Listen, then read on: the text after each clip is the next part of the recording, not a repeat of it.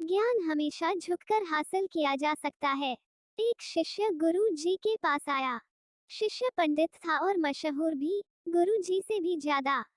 सारे शास्त्र उसे कंठस्थ थे। समस्या ये थी कि सभी शास्त्र कंठस्थ होने के बाद भी वह सत्य की खोज नहीं कर सका था।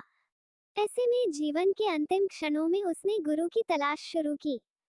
संयोग से गुरु मिल गए। वह उनकी शरण में पहुंचा। गुरु ने पंडित की तरफ देखा और कहा, तुम लिख के लाओ कि तुम क्या क्या जानते हो।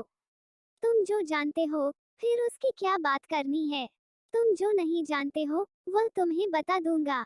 शिष्य को वापस आने में साल भर लग गया, क्योंकि उसे तो बहुत शास्त्र याद थे।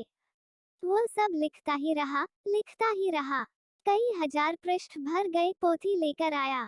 गुरु ने फिर कहा, ये बहुत ज्यादा है। मैं बूढ़ा हो गया हूँ। मेरी मृत्यु करीब है। इतना न पढ़ सकूंगा। तुम इसे संक्षिप्त कर लाओ, सार लिख लाओ।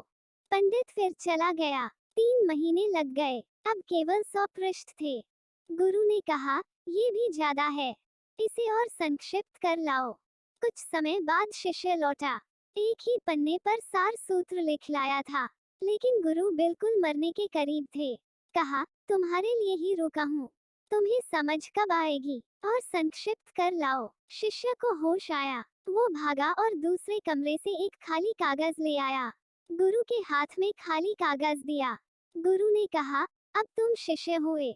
मुझसे तुम्हारा संबंध बना रहेगा। कोरा कागज लाने का अर्थ हुआ, मुझे कुछ भी पता नहीं, मैं अज्ञानी हूँ। जो ऐसे भाव रख सके गुरु के पास, वही शिष्य है। निष्कर्ष, गुरु तो ज्ञान प्राप्ति का प्रमुख स्रोत है। उसे अज्ञानी बनकर ही हासिल किया जा सकता है। पंडित बनने से गुरु नहीं मिलते।